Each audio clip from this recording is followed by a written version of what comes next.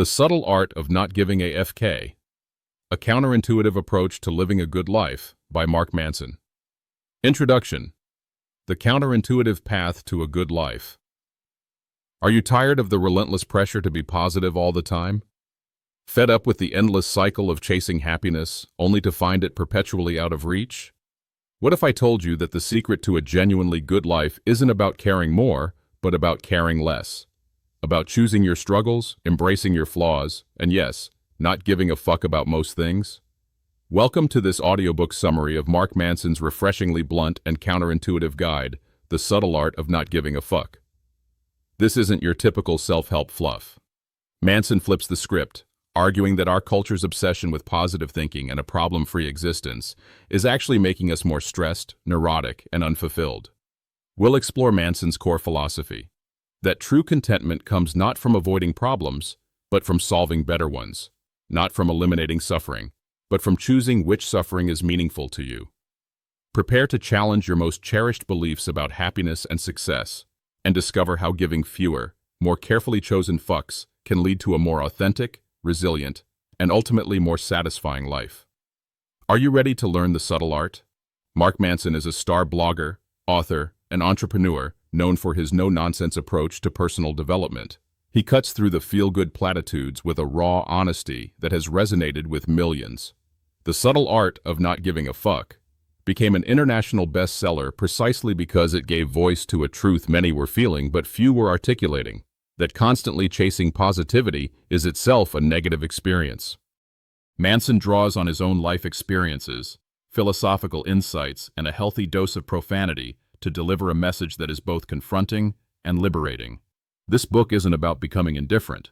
It's about becoming comfortable with being different, about choosing what truly matters and letting go of everything else.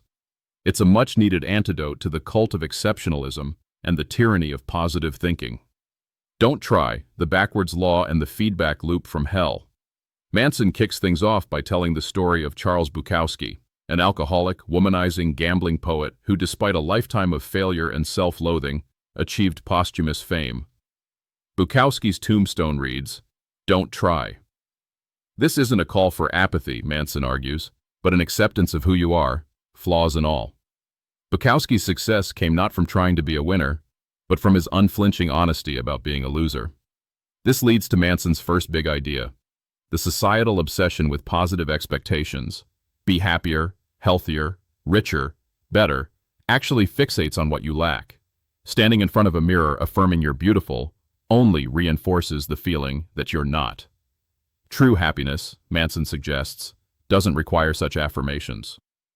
He introduces the feedback loop from hell, feeling anxious about being anxious or guilty about feeling guilty. Our society, bombarded by images of perfect lives on social media, makes us feel there's something wrong with experiencing negative emotions. But the key to breaking this loop is to not give a fuck that you feel bad. Accept that the world is fucked up, and that's okay. This ties into what philosopher Alan Watts called the backwards law. The more you pursue feeling better, the less satisfied you become, because pursuing something reinforces the fact that you lack it. Wanting positive experience is a negative experience. Accepting negative experience is a positive experience. It's a mindfuck, right? But think about it. The pain you pursue in the gym leads to better health. Failures in business lead to better understanding. Suffering through fears builds courage. Everything worthwhile is won through surmounting the associated negative experience. Trying to avoid pain is giving too many fucks about pain. If you're able to not give a fuck about the pain, you become unstoppable. What if true strength lies not in avoiding negativity, but in choosing what's worth suffering for? The subtle art. What it means, and doesn't mean, to not give a fuck. So, what exactly is this subtle art? Manson clarifies with 3 key subtleties. Subtlety number 1. Not giving a fuck does not mean being indifferent. It means being comfortable with being different. Indifference is lame. It's often a mask for people who actually give too many fucks about what others think. There's no such thing as not giving a fuck about anything. We're biologically wired to care. The real question is, what are we choosing to give a fuck about? Not giving a fuck means not caring about adversity in the face of your goals, or about pissing some people off to do what you feel is right. It's reserving your fucks for what truly matters. Friends, family, purpose. Subtlety number 2. To not give a fuck about adversity, you must first give a fuck about something more important than adversity. If you find yourself constantly bothered by trivial shit, your ex's Facebook posts, a slow cashier, it's likely because you don't have much of legitimate importance to care about. When you have no meaningful problems, your mind invents them. Finding something important and meaningful is the most productive use of your time and energy. Otherwise, your fucks will be wasted on frivolous causes. Subtlety number 3. Whether you realize it or not, you are always choosing what to give a fuck about. We're born giving too many fucks. Think of a child crying over the wrong color balloon. Maturity is becoming more selective about the fucks we give. As we age and our identity solidifies, we realize we don't need to care about everything. We reserve our dwindling fucks for what's truly fuck-worthy, and this simplification can lead to genuine happiness. The point of the book, Manson states, is to help you think more clearly about what you're choosing to find important and to become comfortable with the idea that some suffering is inevitable. This practical enlightenment makes you invincible in a low-level spiritual way because you learn to bear pain. Are you beginning to see how this not giving a fuck thing is less about apathy and more about targeted, values-based caring? Happiness is a problem. Choose your struggle. Manson tells the story of the Buddha, who as a prince was shielded from all suffering, yet felt empty. He then sought out extreme suffering as a beggar, only to find that equally meaningless. His profound realization? Life itself is a form of suffering. Pain and loss are inevitable. The premise that happiness is algorithmic, that it can be earned like a degree, is the problem. Dissatisfaction is inherent and necessary for happiness. Enter disappointment. Panda, Manson's imaginary superhero whose power is telling people harsh truths they need to hear. One such truth. We suffer because suffering is biologically useful. It inspires change and innovation. Pain, both physical and psychological, is a feedback mechanism. Avoiding it disconnects us from reality. Problems never go away. They just get exchanged or upgraded. The drunk hobo and Warren Buffett both have money problems. Buffett just has better money problems. Therefore, don't hope for a life without problems. Hope for a life full of good problems. Happiness comes from solving problems. It's an activity, a constant work in progress. True happiness occurs when you find the problems you enjoy having and enjoy solving. Many people mess this up through denial, pretending problems don't exist, or victim mentality, believing they can't solve their problems. These approaches offer temporary highs but lead to long-term misery. Emotions are merely biological signals, not commandments. Trusting them blindly is like letting a 3-year-old drive your life. Expect shit on the carpet. The hedonic treadmill shows that whatever makes us happy today won't tomorrow, because our biology always needs more. So what's the more interesting question than, what do you want to enjoy?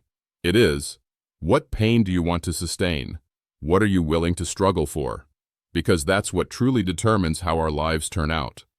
Most people want the reward without the struggle, the victory without the fight. Manson uses his own dream of being a rock star. He loved the idea of it, but not the process of practice and hustle. Who you are is defined by what you're willing to struggle for. Our struggles determine our successes. The joy is in the climb itself. Isn't it liberating to think that instead of seeking a problem-free life, you could seek problems worthy of your effort? You are not special. The tyranny of exceptionalism and shitty values. Manson introduces us to Jimmy, a guy fluso with delusional self-confidence who believes he's accomplishing great things while actually being a deadbeat.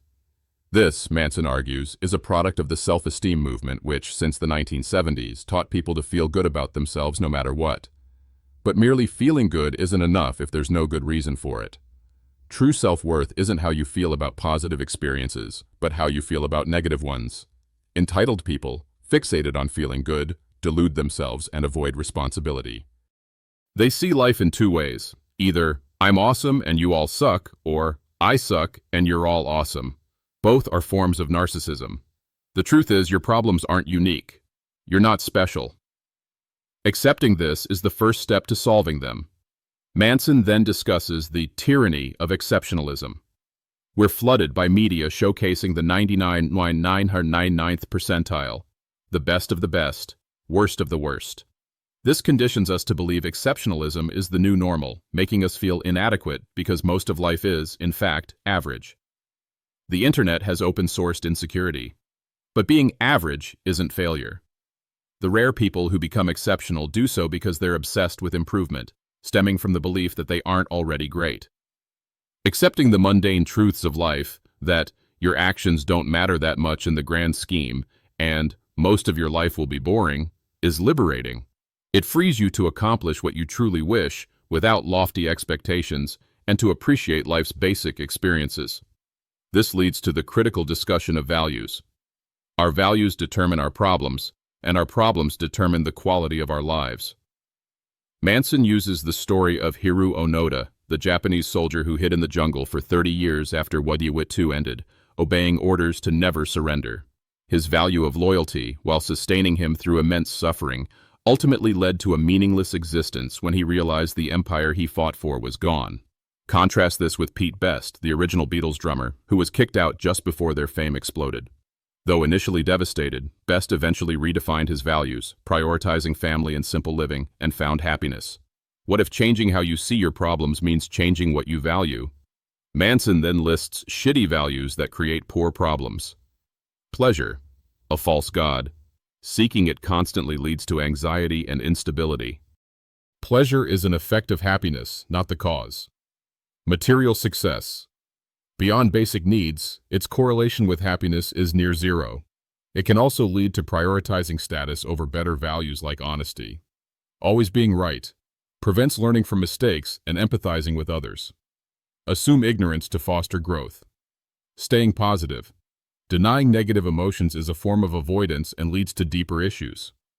Negative emotions are feedback. Express them healthily. Good values, conversely, are reality-based, socially constructive, and immediate and controllable, e.g., honesty, creativity, humility. Bad values are often superstitious, socially destructive, and reliant on external events, e.g., being liked by everybody, being rich for its own sake. Self-improvement, then, is about prioritizing better values, which leads to better problems, and ultimately, a better life. You are always choosing responsibility and the do-something principle. We always have a choice. Even when facing a gun to our head versus choosing to run a marathon, the same physical act can be terrifying or empowering based on our sense of choice and responsibility. Manson illustrates this with the story of William James, the father of American psychology, who, riddled with health problems and failures, contemplated suicide. He decided to spend 1 year believing he was 100% responsible for everything in his life. This rebirth led to all his later accomplishments. The realization is, we are individually responsible for everything in our lives, no matter the external circumstances. We don't always control what happens, but we always control how we interpret it and respond. This brings up the responsibility/fault fallacy. Many hesitate to take responsibility because they equate it with being at fault. But they're not the same. Fault is past tense. Responsibility is present tense. You may not be at fault for a newborn baby left on your doorstep, but you are responsible for what you do next. Many people may be to blame for your unhappiness, but only you are responsible for it, because you choose how you see and react to things. Taking responsibility for your problems is the first step to solving them. Even in the face of real tragedy, like Malala Yousafzai being shot by the Taliban for advocating education, this principle holds. She wasn't at fault, but she took responsibility for her response, continuing to speak out and becoming a Nobel laureate. We all get dealt cards in life. Some are better than others. The real game is in the choices we make with those cards. Manson argues against victimhood chic, where people feel entitled to outrage over minor infractions, sucking attention from actual victims. So how do you change if your values suck and you avoid responsibility? Manson's answer, do or do not. There is no how. Change is as simple as choosing to give a fuck about something else. It's not easy. You'll feel like a fraud, uncertain, and face rejection. But this is part of the process. He introduces the do-something principle. Action isn't just the effect of motivation, it's also the cause of it. If you lack motivation, just do something, anything, and the reaction to that action can then motivate you. Failure feels unimportant when the standard of success becomes merely acting. This propels you forward. Ready to just do something small today?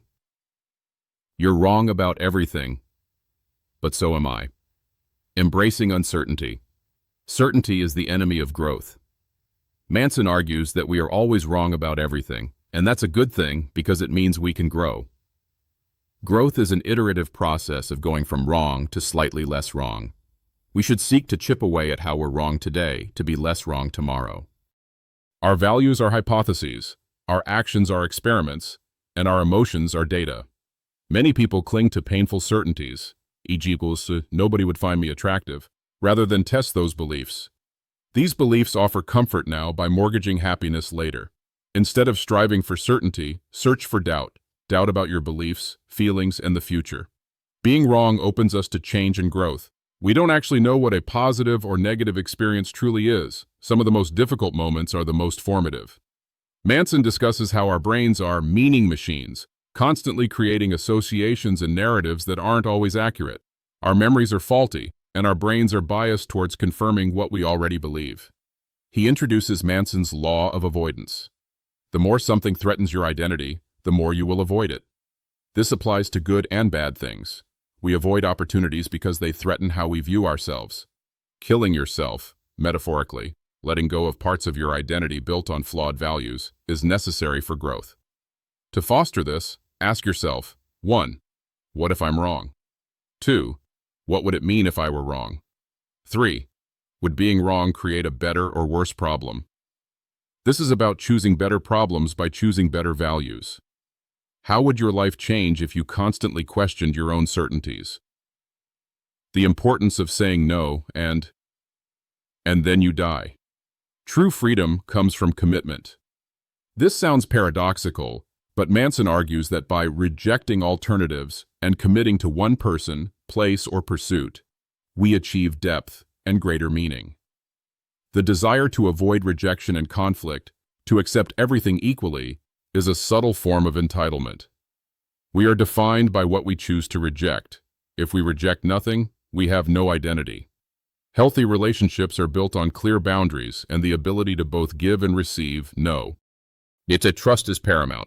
Manson argues that if trust is broken, e.g. by cheating, it can only be rebuilt if the trust breaker admits the true shitty values that caused the breach and then builds a solid track record of improved behavior. Honesty, even when painful, like telling your wife her new outfit looks bad, is more important than feeling good all the time because it builds unwavering trust. Finally, Manson confronts us with the ultimate boundary, death. He shares the story of a friend, Josh, whose accidental death profoundly impacted him, shifting his perspective from being self-absorbed and insecure to responsible and curious. Death, as terrifying as it is the light by which the shadow of all life's meaning is measured. Without it, everything would feel inconsequential. He introduces Ernest Becker's work on death terror, the idea that we try to construct a conceptual self, our immortality projects, that will live forever to compensate for the fear of our physical self dying. The antidote to this terror, and to the entitlement it can breed, is to accept your own death, to make peace with your limited time. This acceptance allows you to live more freely, to appreciate the present, and to choose values that are not about leaving a monumental legacy, but about authentic connection and meaning now. Contemplating your own mortality is perhaps the only thing that can help keep all your other values in proper perspective. What would you do differently if you truly accepted that your time is finite? Conclusion: the art of living a good, not necessarily happy life. The subtle art of not giving a fuck ultimately isn't about achieving a state of perpetual bliss or a life devoid of problems. It's about navigating the inevitable struggles of life with more grace, honesty, and purpose. We've learned that the relentless pursuit of happiness can be a trap, the backwards law, and that getting stuck in negative thought patterns, the feedback loop from hell, can be broken by strategically choosing what to care about. Manson teaches us that true self-worth comes from how we handle our negative experiences, not just our positive ones. He challenged the tyranny of exceptionalism, reminding us that being average is okay, and that true growth stems from an obsession with improvement, not a belief in inherent greatness. We explored the importance of choosing good, reality-based, and controllable values over shitty, superficial ones, because our values dictate the quality of our problems, and therefore, the quality of our lives.